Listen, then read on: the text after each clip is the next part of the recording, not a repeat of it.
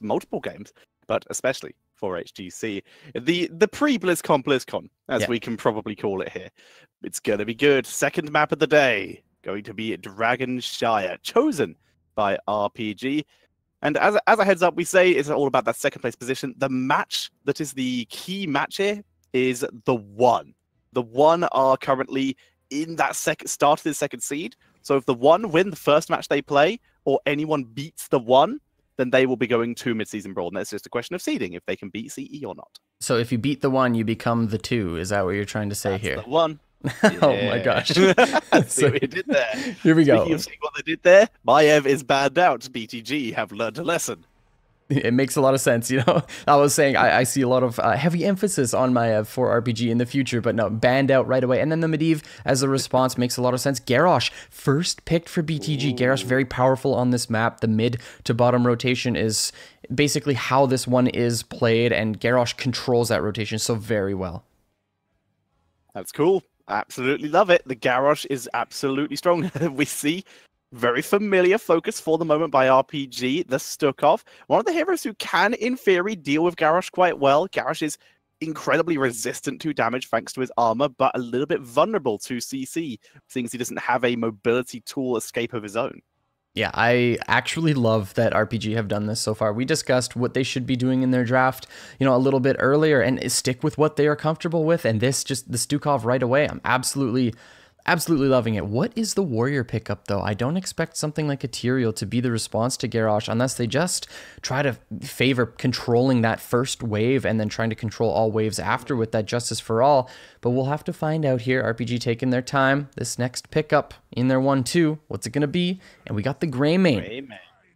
You know, if it's the Curse Bullet, you can actually do damage to this Garrosh. You can look to pick up kills on him, but also just the control over camps that Greymane provides on this map, you know, unlike no other hero. Yeah, there's also Alpha Strikes as well, a little bit of percentage damage potential option if you're willing to get stuck into melee range against a Garrosh. A risky endeavor, but one that can have incredibly decent rewards. So that could be pretty useful here. Neither of these teams currently focusing the solo lane. Very important on Dragonshire, or as it is literally translated in Chinese, Big Dragon Town. Are you serious? So, yeah, that's how it's literally translated. I don't think they have a word for Shire, or at least that's what it comes up as when you translate it. Big Dragon. They should just rename the map Big Dragon Town. That's awesome. I agree. Malthael coming in very early here. Very interesting. Malthael is usually picked as a sort of counter to Sonya, but still as just a solo lane monster. But picking it early, even before a Sonya, could be sending a clear message that it may be planning on banning out that Thrall and forcing a Sonya. It's actually the exact quote that went through my head when I saw this Malthael. I was like, wow, that's early.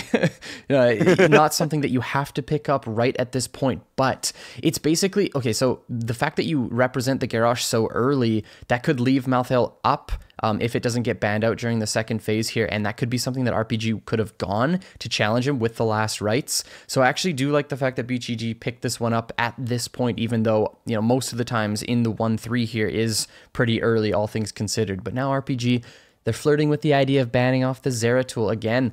Zeratul with another melee, just not really something you would see too typically, but change now to the Tracer. I think Tracer would make a little bit more sense given this context. I think the Tracer ban would be much better here, and RPG end up going through with it. BTG can play it as well. We've seen them run it before. Even though RPG are first pick after the ban phase, it's still not worth the risk to them at this point. BTG, so much targeting against these big weapons that RPG have been bringing out the last day or so. What is the warrior of choice for RPG this game? Tyrael banned off, Garrosh already picked up. So a bunch still left open, but it just depends on what RPG want to go with. And I wanted to ask you real quick, what were your thoughts, or sorry, where has Blaze been prioritized in China so far? Only if you're SPT. That's where Blaze has been prioritized. Really?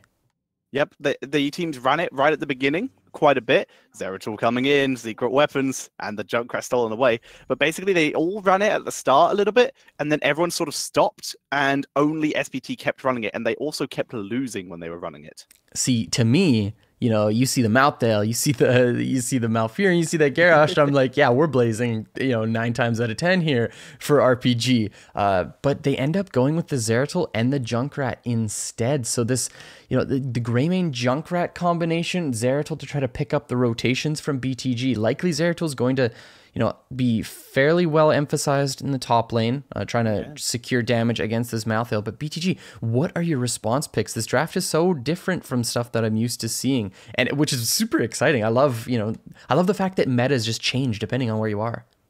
Exactly. Also, speaking of metas, I actually got a statement wrong there. RPG banning out Tracer, despite the fact that with this roster, BTG have not picked Tracer ever.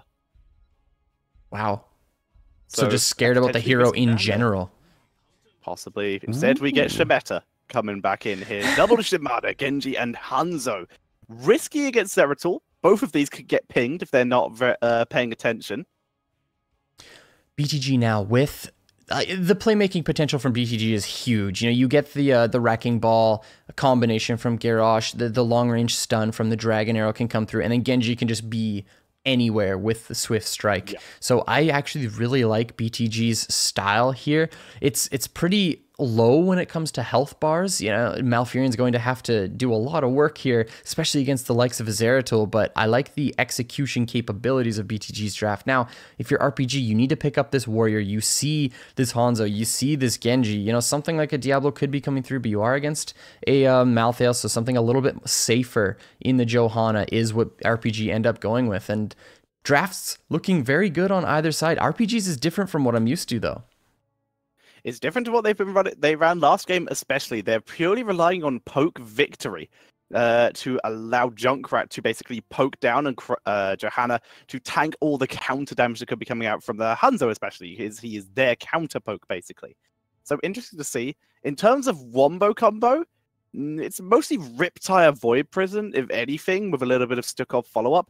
In theory, they could, seeing as Johanna, one of her biggest weaknesses is hard engage. We might see Stukov go for the Virulent Reaction, end up going for the root himself, and just try going for that particular style and be the main engage tool for his team. I definitely think that would be the best route for Stukov to go. BTG, anything worth mentioning there? It could be Tormented Souls, could be Last Rites. It's really up in the air. Probably Last Rites looking at the enemy composition. Yeah. They're not exactly going to be very grouped. It's true. And then as far as everything else for BTG, probably just going to be standard heroics. X-Strike? This looks like a Dragon Blade game to me, but... Yeah, I mean, what's the lockdown? Silence from Stukov and Johanna Condemn, maybe a Blessed Shield. Yeah. I could also see Dragon Strike. Both are viable here. Yeah. We'll have to find out as we jump into the game. But Dragonshire, game number 2, a map that it really shows where a team's at when it comes to macro. While this is one of the smaller maps in the game, it's one of those maps where if you start taking control, you can get easily 1 level, 2 levels ahead of your opponents, and then there's nothing that they can do. But we'll see how these teams decide to play this one out in game number 2. We got the blue team. You want to give us the introduction here, Tetcher? Absolutely. Spawning on the left, it is RPG with Chicken on Greymane, MJ on Stukov, Sar on Junkrat, C on Johanna, and the wrong BGG is playing the Zeratul. And on the right, in red, we got BTG. It's 619 on Garrosh, LLK on the Genji, Druid playing Malfurion, Dancing on the Hanzo, and Lai playing that Malthael. So, for starters, interesting statement. Chicken was the legendary Zeratul player of the first season me and Kendrick ever cast of HGC China. His whole thing was he can Zeratul with the best of them. And then he stopped because Zeratul went out in the meta. When they came back, as Zeratul came back into the meta, he picked it a little bit, but it was actually Sar who was playing the Zeratul a fair mostly of this season. Now we're seeing yet again a third Zeratul player for RPG. Their substitute wrong here, already bringing it out, but he is sticking with the standard cleave build. Yep. Sometimes it can be, it can be cleave. It can be that pick off build with the W emphasis, but instead they want the wave clear that the cleave provides, which absolutely is the right call here. RPG having difficulty stepping up onto these waves. They keep Greymane mid, Garrosh not being there for BTG, so the pick potential in rotation for BTG is not there, and Chicken has to be very cautious here. Ooh, the Q. How did this happen? He's just going to be able to walk away. Yeah. 619 is chasing down. He's pretty aggressive on this. He might try dive. Oh, the silence. This could be punished. Looking for the kill, but can't lock him down. 619 gets out. How did that happen? Indeed, that's basically what I was thinking too. I'm like, how does Greymane get under those circumstances? Perhaps gets flipped into towers. That's the only thing I can really think about. Yeah. But 619, you know, showing why they leave the garage mid lane. It worked out for them. Whereas RPG, Zeratul in the solo lane. You mentioned it for the wave clear. Against a Malthael as well, you can have a pretty okay lane. Due to the fact that Malthael doesn't get as much time to do damage over time against you, at least until he has Die alone. Then he can solo lane against a Zeratul super easily. But until then, it can be a little bit difficult. Does 619 see this? Yes, he did. Good interrupt.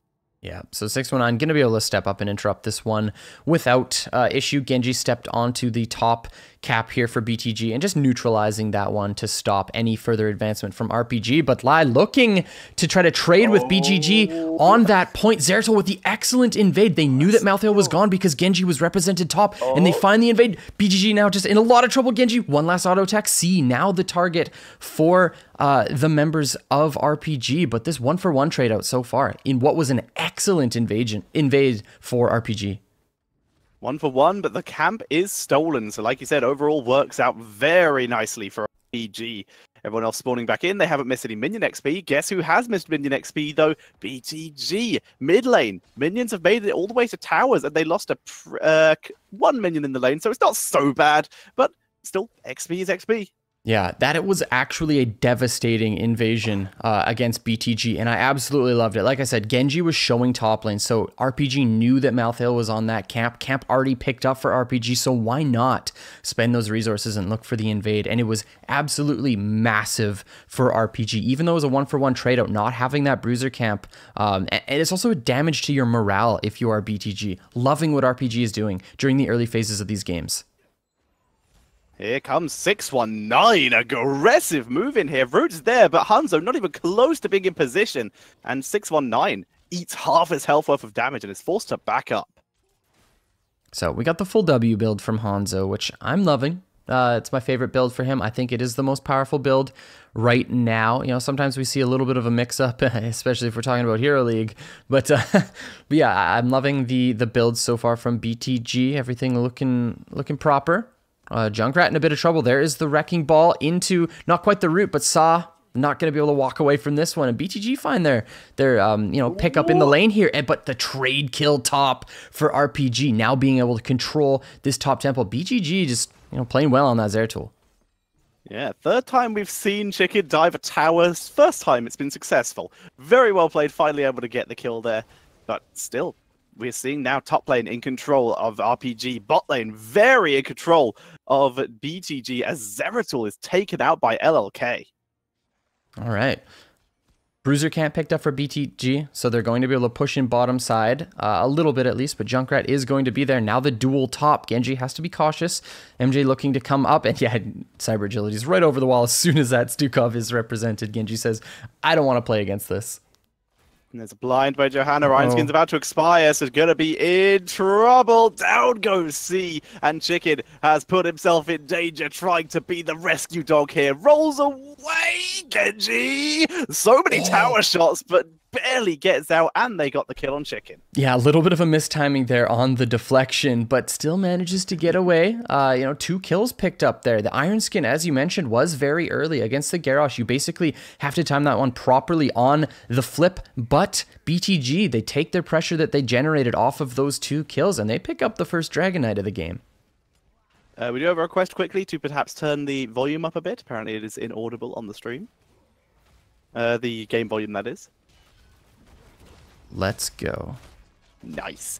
So, Valfurion in that Dragon Knight, so no healing available to BTG as everyone from RPG respawns. However, level 10s are, so we're very unlikely to see any kind of engage. It is, in fact, Last Rites, Dragon Arrow, and the Dragon Blade. I'm going to be seeing that. Last Rites is used, and Rog is gone. And this out with the greatest of ease. skirmish style play is so fun to watch. Lai now in trouble. Johanna with the rotation up. Greymane looking to pick up the kill, but no 10s here for RPG, and the arrow comes up, but it is whiffed. But C also just in a lot of trouble. LLK looking at picking this one up. There's the deflection. One more auto attack, and it's not found. So Johanna able to walk away from that one unpunished. I see what you did there. As we wait to see, yep, she gets out and is able to port back to base. While this is happening, Junkrat is pushing bot lane unattended, but this camp is being stolen. Very little RPG can do about this. Johanna's on the way. Zerish was nearby. They do actually have 4 members here. They could have tried to fight, but into level 10s, it would have almost certainly been suicide. Also, I love what Malfurion is doing here. He's holding on to his own level 10 to see what Zeratul goes for especially. Very cool. I like it. Now heroics coming through for RPG level 10s here. We've got that go for the throat, which is definitely the heroic of choice here. Greymane now going to have a lot more execution capabilities against the comp that he's playing up against. And again, the flailing swipe, of course, the void prison here. So the setup for RPG is now online. Let's see if they utilize it. 619 invading, has the toss, but gets booped away, so no toss available. Luckily, that near tower was also dead, so he didn't take any extra damage there. The silence is really good from Stukov, just from down below. Riptire from over the wall. Huge damage. Camp is secured. There's the throw onto Greymane, who just dances into the backline and takes out Dancing Last Right. He gets a couple auto attacks off before he dies. Zeratul gets a kill onto the backline as well. Blinks away, and it's a 3-for-1 in favor of RPG. I absolutely love the way that China plays. Like, this is insane. They just fought over a siege camp for really, like, yep. What does that siege camp end up doing? If you're a BTG and you invade that and you get that camp, what does it accomplish? All members of RPG are already represented bot lane. They just clear it out right away, and then you move on to your merry way of looking at the objective. But now LLK stepping up a little bit too much. The slow from Stukov and the silence was good, but going to be able to walk away is Genji. But seriously, that siege camp wouldn't have generated a lot of pressure, but I love the fact that both these teams are like, no, we're bringing in the big guns. We're fighting for this one, and we're going to beat you. Value is value. Doesn't matter where or what it is. 619 interrupts the Dragon Knight with a Greymane body, and that is enough for Malthael to get top lane back. Good interrupt there. Gets a fort actually. This siege giant camp value there. Exactly, but if BTG ended up picking it up, I'm pretty sure RPG just cleared it out immediately. But yeah, RPG, they get the value out of the camp for sure. 13's coming in very soon for BTG, so likely they'll try to, stay away from any sort of skirmish until that happens. But, some of those groundbreakers coming out, both controlled by RPG for just a moment, but now 13s are here, so BTG coming online. Oh, this looks familiar. Yep. He's been holding... Oh, he's moved. He's revealed himself, and now 619 moving back in, gets the reveal, gets the throat taunt on the Zeratul. Can he get out last? Right, see Zeratul. He gets taken down, and the camp is secured. The movement was definitely terrifying, but I don't think he had vision of the Garrosh, and that's the reason why he moved, so he felt safe there. But now Junkrat also being picked up. Man, LLK on this Genji has been absolutely impressive. Yeah, LLK, the bane of observers everywhere, picks up stuff on his own consistently. T-Tors incarnate. As we see Chicken cleaning up the lane here with the extra movement speed boost he's gone for here. As the second Dragon Knight picked up by BTG, starting to get a little bit further ahead here. Yeah, with the bottom camp capture as well, this is going to be a massive bot lane push here. They have top pressure generated. Stukov and Zeratul represented top lane for RPG, so this push bottom is going to be absolutely insane. BTG already onto the fort. Bruiser camp 100% HP. This is going to secure that level 15 mark, so lots of structural damage for BTG with this objective. Fort goes down. No way that is going to survive here. And now what can BTG make from this here? This is their first fort of the game. They weren't able to get one earlier with the first Dragon Knight. And now, BTG, they're just going to be rotating mid because all the members of RPG are bottom lane. They don't want to get into any sort of altercation until that 16 comes through. It's getting very, very close especially. So now just focus on this mid wave, maybe breathe a little bit of that Dragon Flame onto this mid fort, picking up the well in addition to just remove some of the sustain from RPG. Yeah, that's pretty decent. Here comes 619, looking to turn around here as he gets put in a little bit of danger. Head of the Dragon Knight actually gets punted across the map there, as the rest of RPG pulling back. Like you said, 16's about to be hit.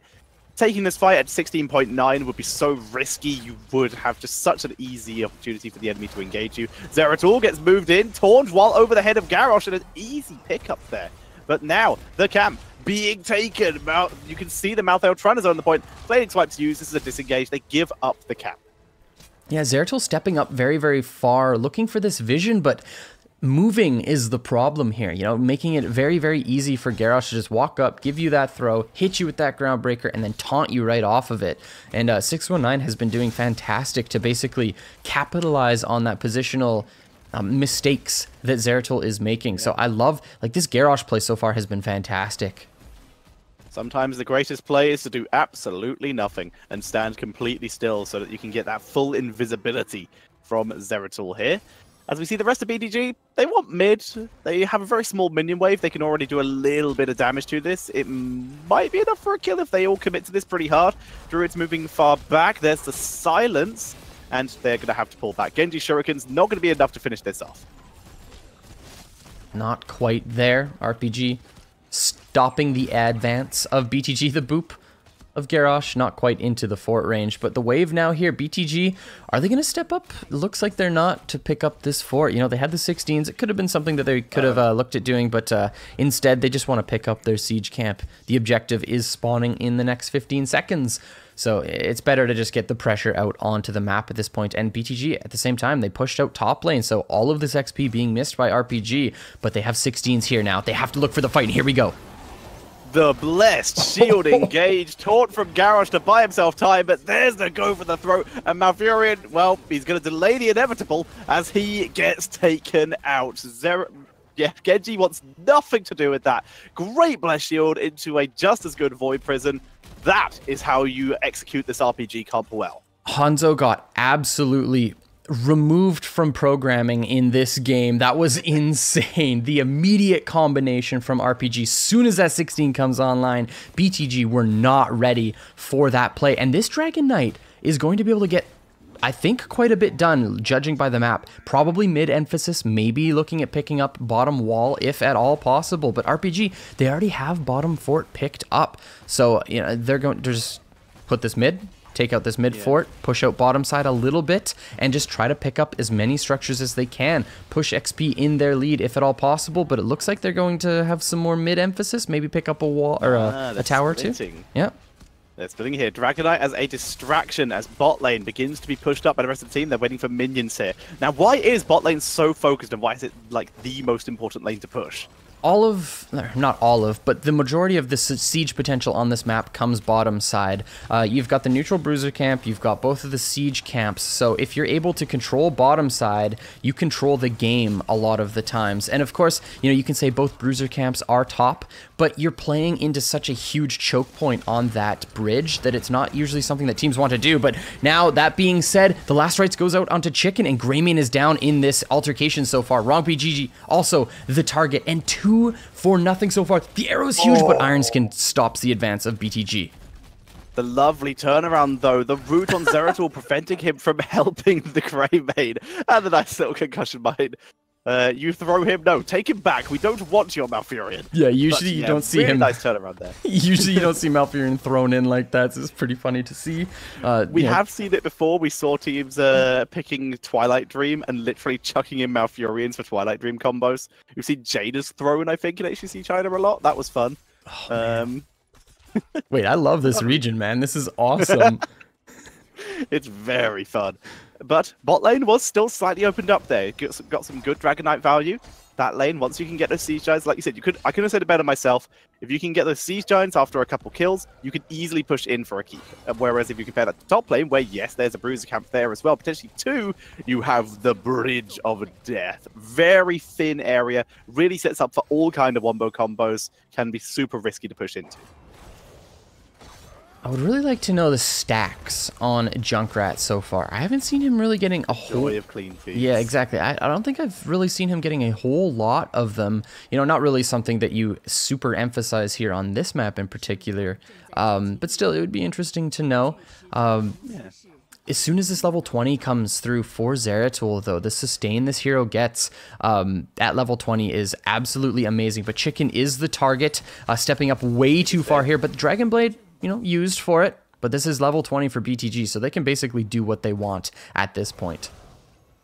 Zeratul actually demounted there via a ranged minion because he was also chased down, but lost his bottle and actually moved instead of standing still for invisibility. Stukov gets actually stunned by Bullseye as level 20 is available for BTG there, and that is what Hanzo has gone for, that little stun 20 talent. That's actually so smart given the context, because he's just going to be looking at interrupting the lurking arm every single time. That gets me so stoked. Like, that's such a smart pickup for Hanzo. I love that. So we'll see if that gets value throughout the game. We'll have to watch that interaction of Hanzo looking at interrupting the lurking arm from Stukov in teamfights moving forward.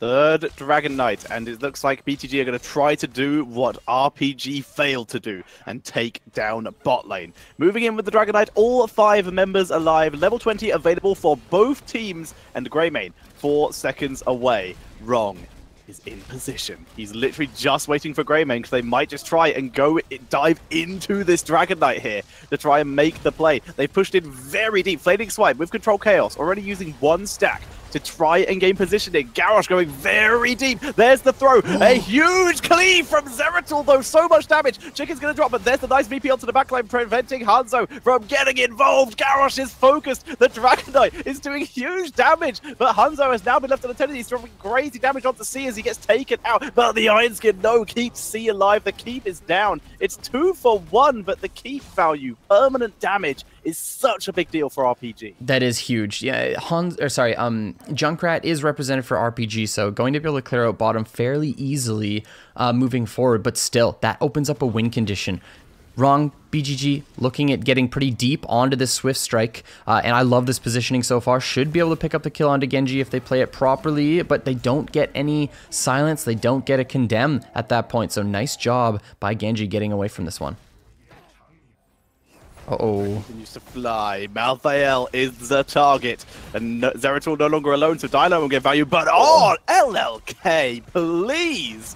And Saw is forced to back out there, but Genji, he's not done. Puts the pressure on. Finally forced to retreat thanks to more concussion mines from the Junkrat. But what a kill on that Stukov, easily saving Malthael's life there by removing that pressure. LLK he had nothing more at this point, and then the trade kill over on a Malthael, but he does have no one can stop death. Ends up using that, comes back here, so nothing too bad for BTG, but Malthael has to be careful moving forward. Without that level 20, if he ends up dying, that's a huge death timer. Yeah, how do you feel about him using no one can stop death right then? There's no objective up. Yeah. There's very little pressure onto his team's buildings due to Stukov being dead. I find it quite weird he used it then. Yeah, I absolutely agree. The only real thing to contest here is this bottom bruiser. But, is that really worth spending that ability for? I would argue. So, but we'll see if BTG end up doing anything with their 20. Maybe they just wanted to do it to just have that numbers advantage against the enemy team for that a little bit of time, because Stukov was dead at the same time. But as I said, all they got off of it was the neutral bruisers. Yes, they're going to be able to pick up their own without contest and perhaps their siege camp and set up the map for this next objective, but we'll see if it ends up biting them. Lanes are cleared. RPG keeping control here, holding themselves together. This game is basically going to come down to whichever team can get 3 kills in one go while still having at least all 5 members alive will probably win the game. Otherwise, it's going to come down to the Dragon Knight most likely. Bruiser Camp taken by both teams. RPG is a little bit more staggered, so theirs is going to be much further back in the lane, which is why it looks like they're going to focus on bot lane. In order for BTG to get value out of their Bruiser Camp, they'd have to push up very far, and that would be risky. Looks like they are still going to commit to it due to vision being gained of RPG in the bot lane.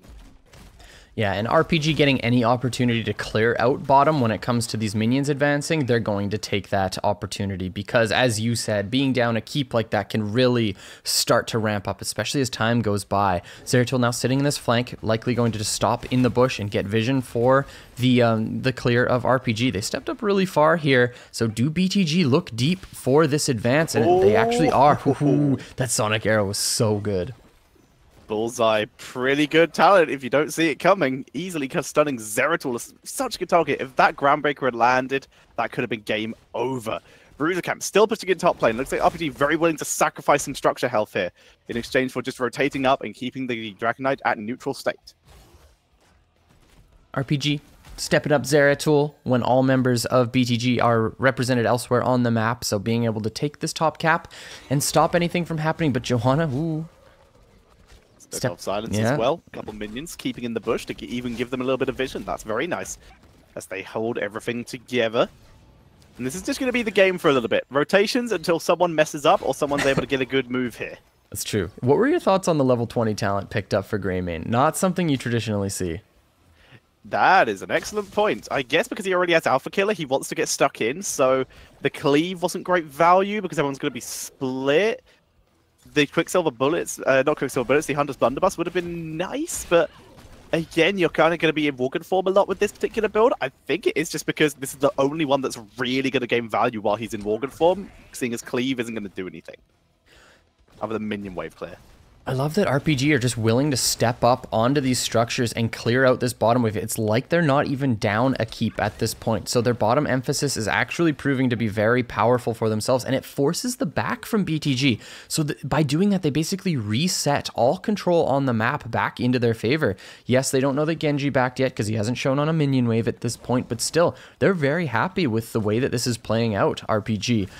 You know, and they have a lot of pick potential too with the Zeratul if he's positioned properly. But he has to be very cautious of that Sonic Arrow, because if it finds him and then the taunt to follow up, or perhaps even the Dragon Arrow, he can get in a lot of trouble very quickly. I love what Genji's doing. BTG have no intention of fighting. Their strategy right now is they know that Genji can pretty much 1v1 anyone in this game at this point.